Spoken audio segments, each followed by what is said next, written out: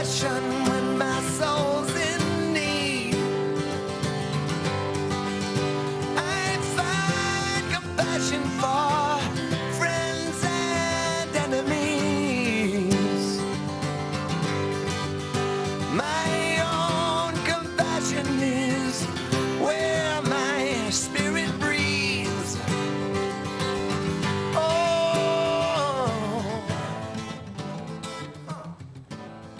Live from Santa Barbara, welcome to Compassionate Connection.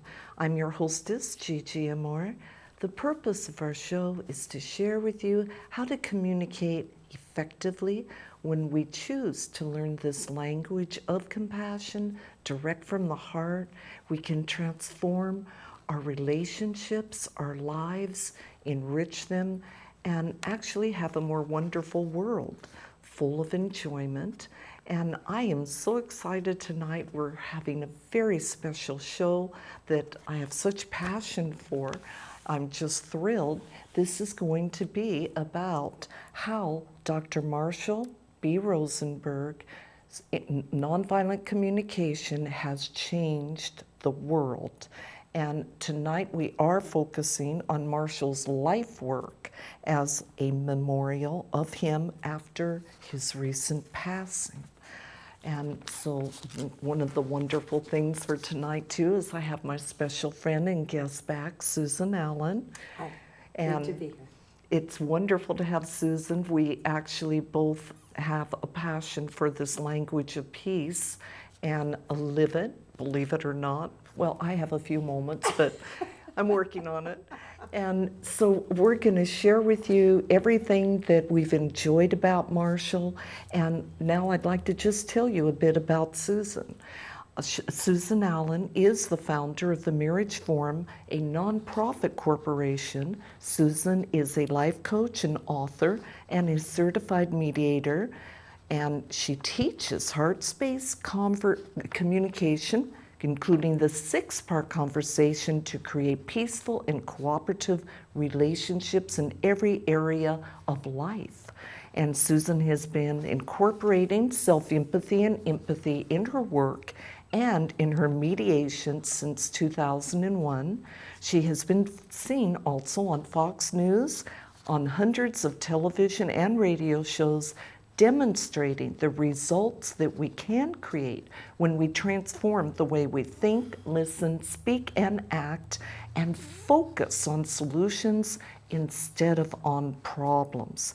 Susan also works with families, friends, corporations, and has been given workshops in jail for the California Merit Program. Susan offers a complimentary 1-hour telephone session so that everyone can actually transform their lives and their families and their future. And actually, Susan and I met at one of Marshall Rosenberg's very international intensive training for nonviolent communication in Santa Barbara many, many years ago. That's a clue about my age, you know. At any rate, I'm really excited. We're going to be opening this evening, really focusing on nonviolent communication. The website is Nonviolent Communication, based on the principles of nonviolence, the natural state of compassion, where and when no violence is present in the heart. Nonviolent communication begins by assuming that we are all compassionate by nature and that violent strategies, whether verbal or physical, are learned behaviors and taught and supported by the prevailing culture.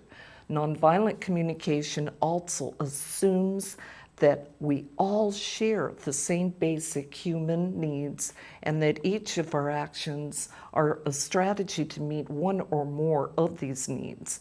So people who do, in fact, practice nonviolent communication have really found authenticity in that communication, increased understanding, deepening connection, and conflict resolution. I may add, within ourselves and with others on many levels. And the nonviolent communication community is active in now over 65 countries around our globe. Marshall actually passed away on February the 7th of this year, and Susan and I deeply mourn his loss. Everyone here on the show does. And as we continue our commitment to create more peace within ourselves and with others, and now this is a reflection of Dr. Marshall Rosenberg's popular best-selling book, which is now being published in at least 24 languages, and his organization, the Center for Nonviolent Communication, is now active in 65 countries. So, boy, was that a mouthful and such a joy to share with you. I'm just so impressed with this man. Right, Susan? Incredible guy. Incredible guy. Absolutely. And so now Susan and I are going to explore some questions and answers on these teachings. And here we go. Susan does this 24 hours a day, actually. I have a little over time, but I'm going to go forward with a great question for you, Susan. And I know that it's what to you is the most unique aspect of nonviolent communication? It seems to me that the biggest challenge that I ever had, and that the people that I work with come to me to solve, and as I watch the news, it's that if we don't know how to create peace inside of ourselves, there's not any real chance that we're going to be willing to create peace with others. And so the biggest contribution that Marshall made to my life, and then I'm able to make to some of you, is the ability to use self-empathy to create peace so that I'm happy, I'm joyous, and I am not only willing, but I'm committed to create peace with you, no matter what the scenario. That's my number one need, absolutely, Susan. And I know that in your work, you do teach your clients about feelings and needs. So based on Dr. Rosenberg's work, would you be willing to describe a few of those? Yeah, thank you. What's so fascinating about the feelings and needs vocabulary, and if you don't have it, please send me an email and I'll send you his list, is that when I ask people what is it that they want in their life, what are their goals, or what are the solutions they want help with, or what are the situations that they're putting up with and trying to change, and any question I might ask, what I receive back is something about negative words, negative behaviors, negative activities. So they don't have a needs vocabulary, as Marshall always said. So they don't understand that they have a need for peace, or a need for affection, or a need for financial security, or a need for greater cooperation, or a need for a deep level of understanding, or a need for fun, for joy, for play, etc. So without the vocabulary of what you need, obviously you can't get those needs met. And by teaching everyone this needs vocabulary, that's the first step. Now you're focusing ahead, you're focusing on where you want to go. In fact, I have a new client and I asked her in the free consultation and in an email in between, and then we're going to have our first real session in a couple of days. So I will have asked her 3 times, would you be willing to come to the phone call thinking about what you want more of in your life? So that's a way to kind of ease her into the needs vocabulary. And it's so alien to her that she hasn't come up with any of those words yet. And I sent her the feelings and needs list from Marshall, and it didn't yet occur to her that really the needs words are right there. I love that answer because we're certainly in tune to what we don't need. That's right. That's right. Very nice. Now, I know that one of the most important factors that you teach is how to transform the belief that we are all victims so that we have our needs and others' needs too. Well, would you be willing to describe what's going on there? Yeah, so it's so fascinating. So when somebody is telling you what's going on in their life and it's a complaint, which is the kind of the anti-need vocabulary, so the opposite of needs. So then you reflect back, so it sounds as if you might really feel so frustrated because you have the situation in the office and you had hoped that you would get more cooperation from your new employee. Is that what I'm understanding? Is that what you're saying? Yes. Okay. And it sounds as if you're feeling really maybe disappointed because the situation that's going on at home is very stressful for you. And when you come home from work, you just want to be able to relax and get some kind of support. Is that it? Yes. So by having this understanding of what we need and what life would look like, we then begin to be able to turn our whole life around. Thank you, Susan. That's so important. And it is easy. It's easy for people to go to Susan's website and check this out. Now, I really appreciate about you, Susan, is that I do in fact remember that you encouraged Marshall Rosenberg to really begin to emphasize how important self-empathy is. And so could you explain to us why this is so important and for your clients as well? And you were there that day. Oh, yeah. It happened, Marshall used to come to Santa Barbara every year and he would do 2 free days of trainings. And in fact, Gigi and I met at one of them. And so it was really amazing. And I stood up, I think it was the first time I ever met him and ever heard about self-empathy, because I knew this had the power to completely transform my life. This was just incredible to me. I didn't even have words to describe how thrilled and excited and grateful I was. And it was because Marshall had a system which is represented by the giraffe puppet and the jackal puppet. And he used to say that you could make a phone call to anybody who has this giraffe language, this compassionate feelings and needs language, this empathetic language, and you would allow that person to give you empathy so that you could relax and calm down and feel understood and feel heard. But for me, that was too much like an AA thing. If somebody had a sponsor and then they thought they were going to start using or drinking, they would call the sponsor at any time, night or day, and that person would calm them down and remind them why they should stay clean and sober. And I didn't want to have this other person who I now was going to have to find at 2, 3 in the morning. That seemed that it wasn't needed. It seemed that I could learn how to calm myself down no matter what, bring myself to peace no matter what.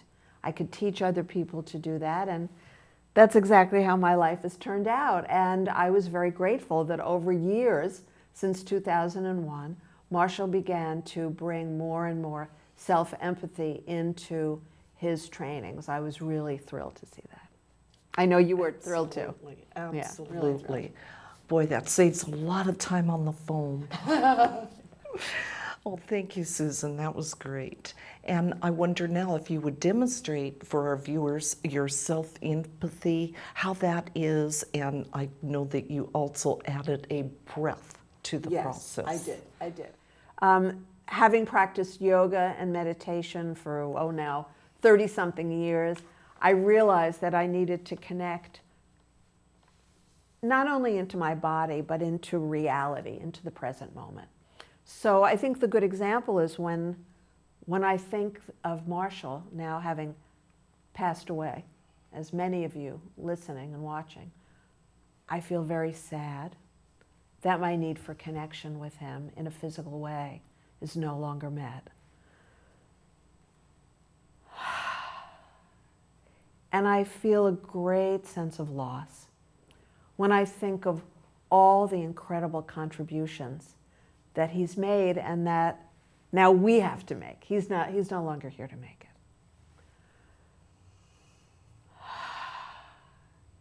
And I feel so grateful for all the contributions, he's made to my life, to Gigi's life, to all of our friends and all of my clients' lives in all these 15 years.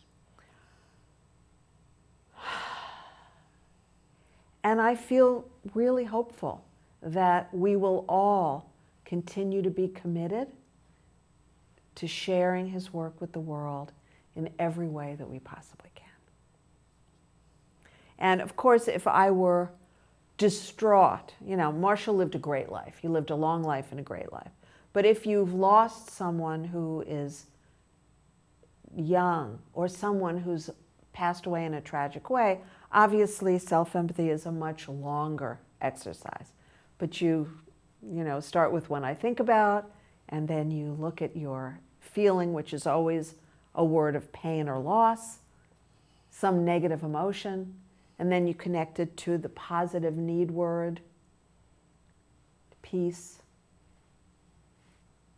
understanding, compassion, whatever those words might be. You take your deep breath, and little by little, you do what we call unstacking yourself from all these negative emotions, and then you're back, you're present. Absolutely. That's a perfect example of how we can go through the process. I've spent many hours doing this. Yes. Thank you, Susan. And I know that tonight we are going to be showing also a series of Marshall's clips from his vision of the future. And Marshall does speak about future of change in our global consciousness. And what have you, Susan, noticed about what social change work that you're doing? When I started to learn self-empathy and empathy, this is 2001, and in 1999 I had a life-threatening divorce. I had literally, divorce 911, and it was almost a real tragedy. So in the beginning I was mostly fascinated to hear how people who were mastering empathy could stop violent situations from occurring, which is what Marshall has been doing for, so many of these decades. And for me, I knew that I could no longer put myself into a life-threatening situation because I already had PTSD from the marriage and the divorce, so I committed myself to prevention.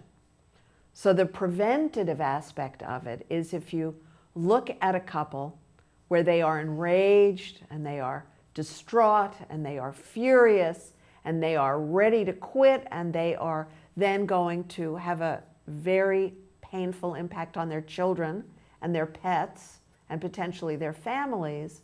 Now, I jumped in with marital restitution, what I called marital mediation, where I am a certified mediator and I would teach either one or both couples, because as Marshall said, it takes only one person to create peace. And I teach one or both how to create peace in the relationship. And if they decide to stay together, that's wonderful. And if they decide not to stay together and to part peacefully, that's wonderful. And so that is my marital mediation piece. And it works in any kind of relationship at all. And what a great process that is. Now, I know that we both attended Dr. Rosenberg's International Intensive Training together, and I know that you had a lot of interesting observations of what Marshall accomplished.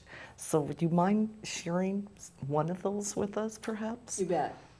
The first one that I think I'll talk about tonight, because it was just life-altering for the guy that Marshall was working with, and also life-altering for all of us who were there. And it was the event that occurred in British Columbia many years ago.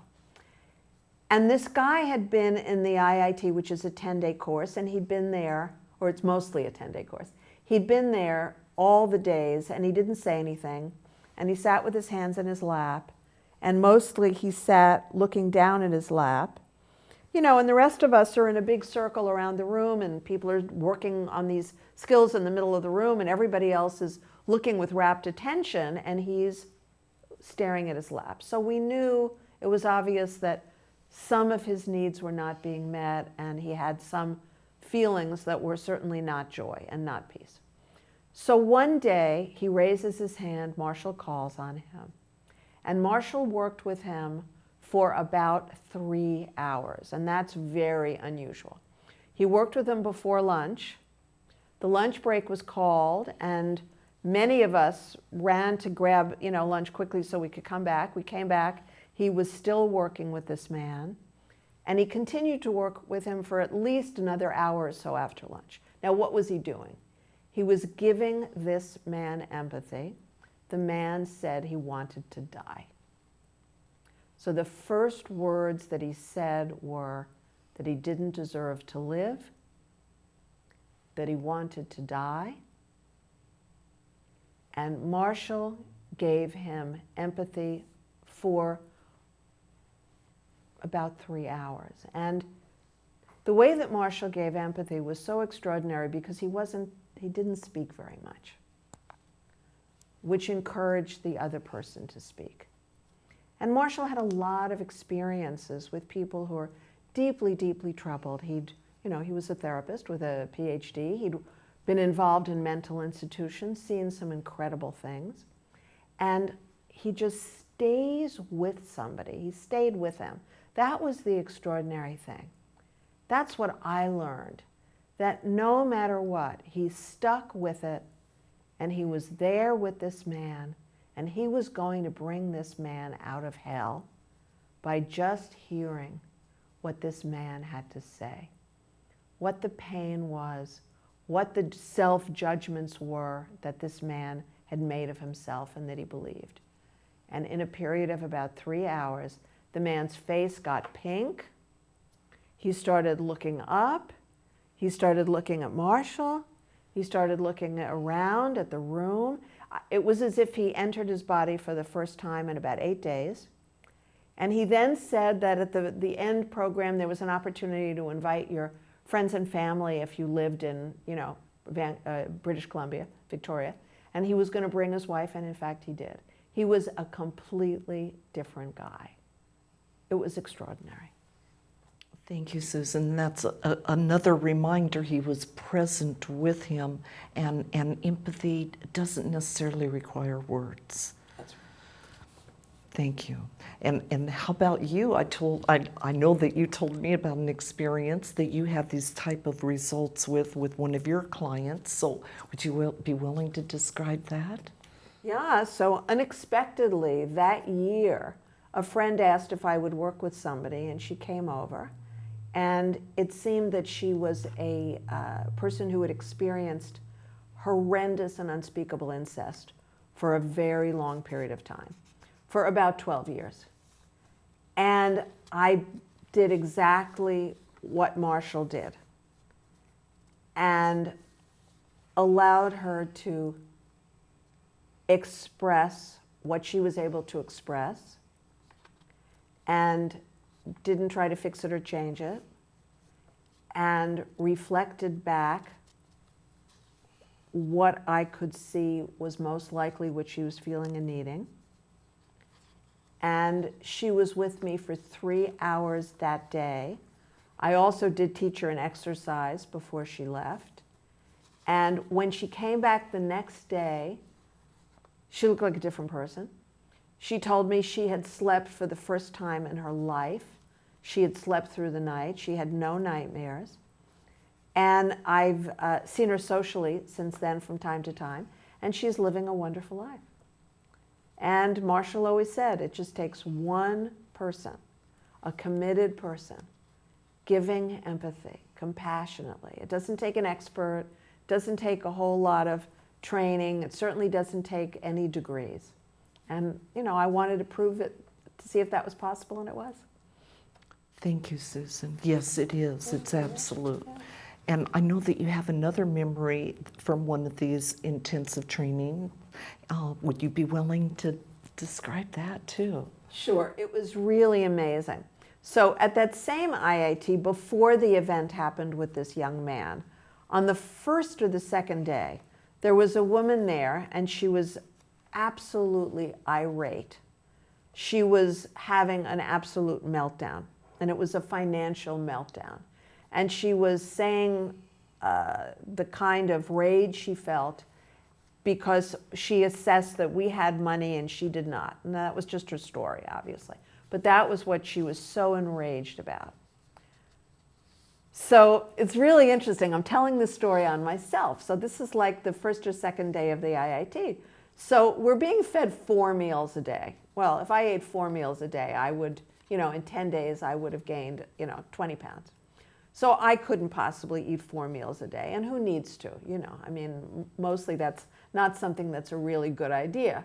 So I jumped up and I gave her some small amount of empathy. And I said, well, one thing we could do, because it's prepaid, maybe we could arrange that some of us who didn't want to have 4 meals a day could speak to, as a group, speak to the hotel, and then maybe some money could be put aside, and didn't stop her from yelling at all. It was such an incredible example of what not to do. I can't even tell you. It was hysterically funny in retrospect, because I was doing what we normally do. We try to fix a problem, don't we? But I was trying to fix a problem before I had given her enough empathy to truly understand what the pain was.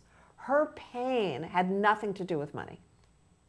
Though money was a small part of it, her pain was that she needed to hear people express a deep, deep level of regret for what she had suffered and the pain she had endured. So it was very much like the woman who had been incested for so many years, though it was a completely different story. And once Marshall gave her empathy for that, in about 30 minutes, she was completely calm and said that she loved all of us, very authentically. So it was really the most profound lesson is you can't fix it if you haven't heard what the real needs are yet. That was the key. You have to hear the needs through empathy before there's any point in even thinking about anything that might make somebody's life more wonderful. Thank you for that reminder. And of course, so many people need to know what they really want as well. Yeah. Thank you, Susan. And I know that Marshall used the term enemy images a lot, and that we all have many of those images of others that prevents us from relating to them. And so how can this apply in your situation where you work with marriage and divorce? Well, the key is for all of us that we have to realize that we weren't able to get our needs met. Because even if you're doing self-empathy, I feel really angry because my need for financial security isn't met, breathe. I feel furious because my need for cooperation with our 6 children isn't met, breathe. But you're thinking it's all Bob's fault, you're not going to get anywhere. So I teach self-empathy, and then I ask people to email me the rounds of self-empathy so I can take a look and see what it is. And invariably, it takes some time for people to realize the feeling is a negative word: angry, frustrated, sad, frightened, confused. The need is always a positive word. And the underlying aspect is, I feel because I haven't been able to get that need met yet. And when you have that understanding, then the enemy images drop away. Because nobody forced me to marry that guy. That was my bright idea, right? Okay. And we could go on about that, but moving forward, I know that you're also a certified mediator, and I know that you do use nonviolent communication in your divorce mediations. And what is one of the most valuable aspects of that? Really, and I'll speak quickly because I know we want to do clips, that you can't do a mediation until you've supported the participants in understanding what their needs are. If a regular mediation goes on and they start with dollars and numbers, this is going to take forever, as it does. That's why those mediators and those attorneys are ripping out their hair and having heart attacks. But if you use NVC mediation and you learn how to empathize with the people you're mediating with, and you learn to clarify for them and with them what their needs are, not money. Many of them have a need for fairness, or they have a need for understanding, or they have a need for to be heard, or for somebody to express deep regret for what they've suffered. And when you do that first, then it sorts itself out very, very quickly. As well, 20 minutes. Absolutely. And that's what Marshall Rosenberg has said, that within that 20-minute time frame of the mediation, that the solution finds you. And so that's exactly what you're talking about, Susan. Exactly. My next question to you is actually, what is the true cost of the blaming and shaming game in any family or intimate relationships? Because so many of you who are watching understand nonviolent communication and you're experts at it. I just want to say what I've discovered about the work I do with addiction is that in the families that have now given rise to a family member, a child, and then a young adult, and then an adult who suffers from addiction, while it's true there is the biochemical component, while it's true there's often a hereditary component, the thing that I've now put my real focus on observing and have seen in every single case is that one parent communicates in a harsh way and one parent does not meet the child's need for connection. So we have one who's not compassionate and is harsh, and one who's not connected. And so what do we have? We have an absence of empathy in the home. And that's in every single family I've worked with in all these 15 years where there's addiction present, any kind of addiction. So if this is something that's important to you, or if this is something you work with, please contact me and let me tell you more about it. Awesome, Susan. You've helped so many with that. And I know, how about if we're raised in a family of judgments and harsh communication, what is the actual cost to the children and the whole family? That's exactly the same thing. Okay. That's exactly the same thing. Well, yes. I know that tonight we're excited and we need to get into showing you a group of clips actually from Dr. Marshall's video visions of the future on YouTube.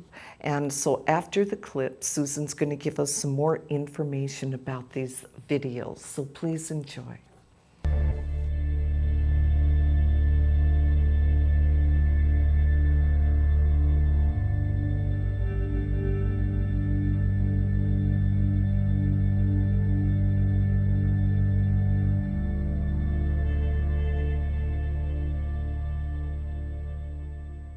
Two interrelated forces.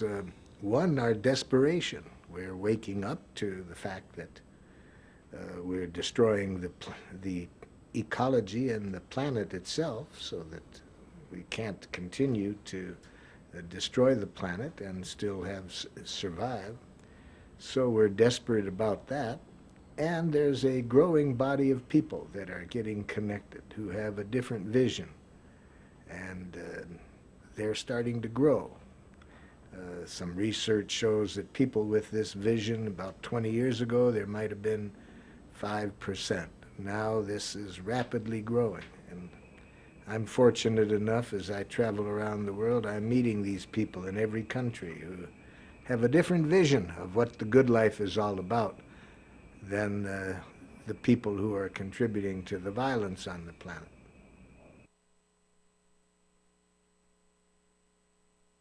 Well, I think that in the last couple of 100 years, we've again had these wars that have made people aware that we better wake up or we're going to destroy ourselves. So the violence has itself been a powerful learning experience.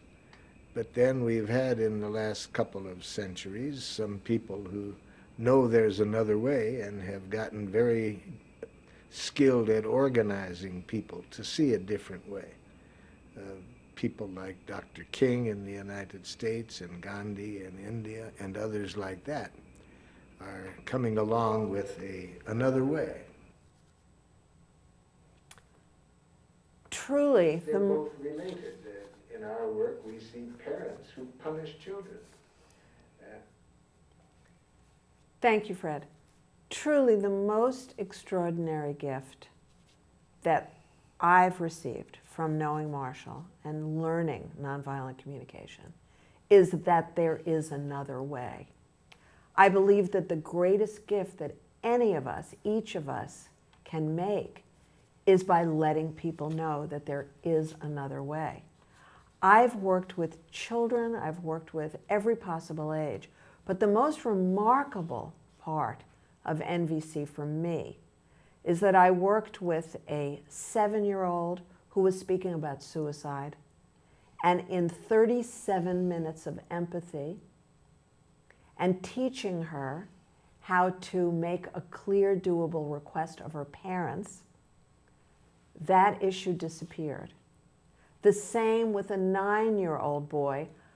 It took him 48 minutes, ironically, right? A little bit older, it took a little bit more empathy. And I've worked with countless adults who were in absolute despair. And I checked in with Marshall and I asked, it seems to me that the common denominator of these people who have come to me unexpectedly is that they feel absolutely hopeless that their needs could ever be met. And he confirmed, said, yep, that's exactly it. And so as you see people who may seem to be hopelessly despairing to you, first you have to support them in understanding their needs, and then support them in getting some of those needs met. That's it. What a gift that is. Now, I know that you have been through. We're going to go through another one, I believe. Oh. Yes. I have found that when people can connect with what's alive in each other, you see, that's a whole different world than them judging what is the other person. Are they right or wrong, good or bad? But if you judge what's alive in that person, and each can connect with what's alive in each other, it's been my experience that people then enjoy contributing to one another's well-being. But if instead of teaching them to connect with what's alive, you educate them to think of who is what, who's right, who's wrong, who's good, who's bad, then you're going to have violence in that system. And it's that judgmental habit that most of us have inherited because that's how we were raised. And breaking that is the most extraordinary gift that I received. To cease and desist the internal conversation using self-empathy, so catching myself the minute I feel frightened, angry, or sad, bringing myself to peace. Now then, I'm able to give empathy to you, no matter what's going on with you. I can't give you empathy until I've given myself self-empathy, as Marshall has taught us. And so the most important thing that I need to do is to get in the habit of catching myself, right? Then I give you enough empathy. When I give you enough empathy, over time, you're going to want to learn this as well. And that's how it keeps snowballing and snowballing and snowballing. So it's taken me quite a while to develop a consciousness of life, words that describe what is alive in myself and other people. And in my work around the world, I find that when we can connect groups that have been at war, when we can connect them with what's alive in each other, when they see each other's needs, it's amazing then how conflicts which seem impossible to resolve almost seem to resolve themselves. And that's exactly what I've experienced in mediation. And it can be with people who are married or people who are partners or people who are business associates. The common denominator is that people mediate because they can't resolve their own challenges. They are not able to be present enough, to be calm enough, and to be able to look at both sides of it. And it's because they have enemy images that have developed over time. And so that, of course, is when you bring in someone to mediate. But if you have this ability, that's what I teach in my mediations. I teach them how to do this themselves Because the tragedy in most custody situations is they may figure out in mediation what's going to happen for the year that they mediate. But if they don't have me or someone like me teaching them how to motivate and inspire each other, they're going to be back either in mediation or worse, in court next year. And you can eliminate this entire spiral by teaching empathy and self-empathy to everybody that you know.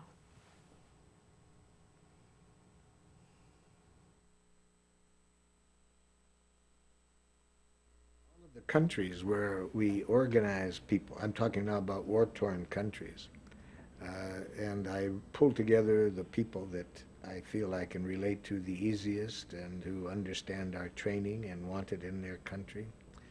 And when we organize these people in all of the countries that we're working in, and we ask them, now, what do you think we can do to contribute to peace in this area? Where do we need to start? And it's interesting, almost all of them agree that we got to start with the families and the schools, because if we want to have peace, we have to radically educate the next generation in a different way. So we still, in each country, we realize we got to do what we can to help make our training available to the warring parties. And we work with the military and the governments, but we really feel that we've got to get to the parents and to the schools. So we have radically different schools going now in many countries, radically different, where the teachers and the students relate in a cooperative way, not in a way where the teacher controls the child. We don't have punishments or rewards in our schools. We never want children to learn anything unless they see how it's going to enrich their life, and they choose to do it. One of the ways we got started in the schools was the amount of violence that exists in many schools, especially in the United States, where I've done most of my work with schools. So whenever the schools just get petrified by the amount of violence, then they're open to change. So we go in and show them how to create a radically different school structure. And of course, the most important thing is the children. The fact that children can learn at, I don't know, 4 or 5 years old to mediate their own issues is a remarkable thing, but Marshall did it for decades, taught children for decades, and now there are so many NVC trainers around the world who are doing the same thing. And you can learn how to do it too. Gigi? Thank you, Susan. We're complete with those clips, and I know that you have done. In the schools that we've been creating, a radical drop in the violence and an increase in learning. I was in the village of Bet Sahur in Palestine, and at the end of the day, a young man about 22 said to me, "Marshall, I like very much nonviolent communication. I think it's going to be very helpful to us in working for peace here. But don't take this as a criticism, Marshall. But you know, this is nothing new. It's just applied Islam." And he saw me smiling, and he said, "Why are you smiling?" And I said, "Yesterday I was in Jerusalem, and an Orthodox rabbi told me it was applied Judaism. And the man who coordinates our program in Sri Lanka is a Jesuit priest. He tells me it's Christianity. And the people I work with in India tell me it's Hinduism. And so who am I to believe?" Well, so in each of the religions, there's 2 different ways in which people understand it.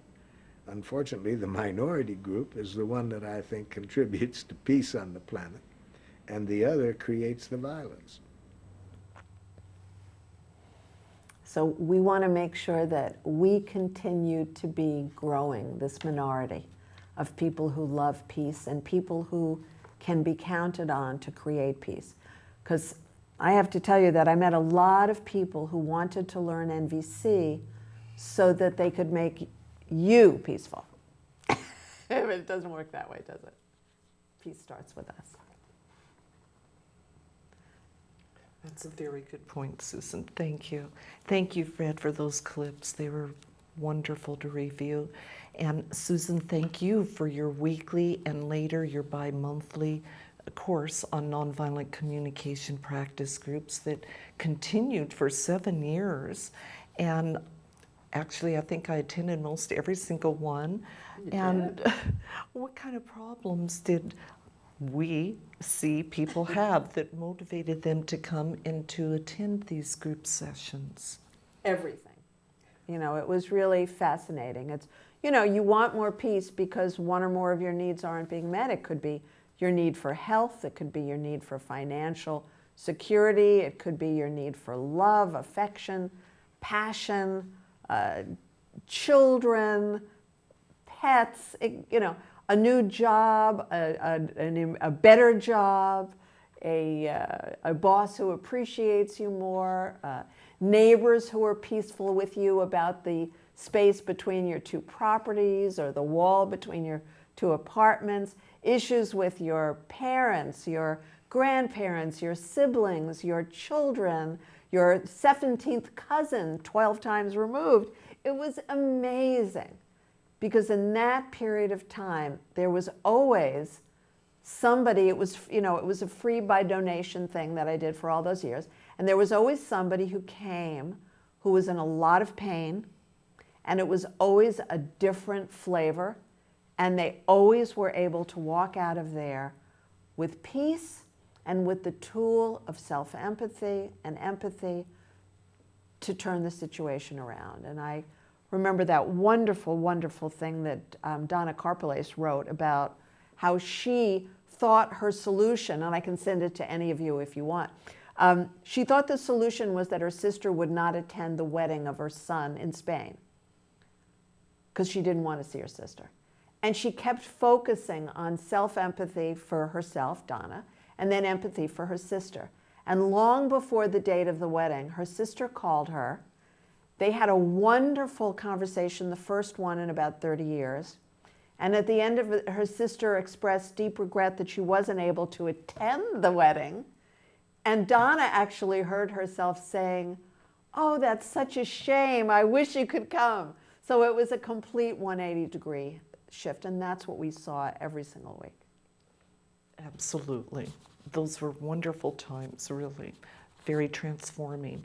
And I know that you have another friend who, like Marshall, both walked with the Reverend Martin Luther King and who were actually out celebrating their 50th year anniversary of the violence of Selma, Alabama during the voter registration drive. And so why is this memory so important as we tonight are remembering Marshall? Whether we talk about people who walked with Martin Luther King and risked their very lives to do it heroically to meet the needs of generations yet unborn, or my many friends who went to prison with Gandhi and walked with Gandhi for exactly the same reason. Most of us who are alive today have not had that experience. I marched against the Pentagon for Vietnam, but I knew that I was not going to get killed. I knew that there was no more chance of my getting killed or maimed than there would be any day doing anything. When somebody has a need and a commitment to social justice that is as great as Marshall's was, for me at least, we need to acknowledge that. That is what I call heroism, where you put the needs of others and you make them as important as your own needs, which is my definition of love, by the way. And Marshall lived his life that way every single minute. And that's why he was one of the greatest influences on my life. Very beautifully said, Susan. Ditto, that's wonderful. And I know that Marshall actually loved to explain nonviolent communication as giraffes and jackals. And could you explain this for us? Yes, and tonight we have the puppets. We have Gigi's puppets here with us tonight, which we don't usually have when Gigi and I do a show together. And I think the most poignant part is that the difference that Marshall was demonstrating with the giraffe, the land animal with the largest heart, and the jackal, certainly known as an animal that killed and ate other animals. But the difference, he would say, really was not in the communication of the giraffe, which was a loving communication in the language that is empathetic language, versus the harsh, judgmental language that he ascribed to this imaginary, mythical jackal. But the fact that he used to say that the jackal was just a giraffe with a language problem. So the understanding that nothing is hopeless, the understanding that you can communicate in a way that motivates and inspires people, that you can give yourself self-empathy and bring yourself to peace, and then you can empathize with them. And just like the guy at the IIT in British Columbia, you can bring people back to life with empathy. You can bring them back to life with nonviolent communication. Beautifully said. That is wonderful, Susan. And I know that anybody can email you to receive Marshall Rosenberg's Feelings and Need list. So that's a joy. Thank you for contributing that to people. It's not that difficult. We're really familiar with all the words. And I'm curious if there is anything else that you would like to say. You were so complete, but there might have been something that came to mind. Sure, because we have a few more minutes. Yes. I think the most important thing when somebody extraordinary has passed into, passed out of the body, is what we do about it. What do we do about his life? I didn't live in the time of Jesus. I didn't live in the time of Martin Luther King to the degree that Gandhi is alive in me, because that was a plea that was much more alive in me. That was something that resonated with me because I lived in India. I never lived in the South. I lived in New York City. We didn't have, or I didn't experience, racial issues. But for me, living in India, I am living in such a way to continue the work of the Mahatma. I am committed, and I know Gigi is as well, and I know many of our friends are, committed to nonviolent communication, but what does it mean? So it will be extraordinary to see what happens in 5, 10, 15, 20 years.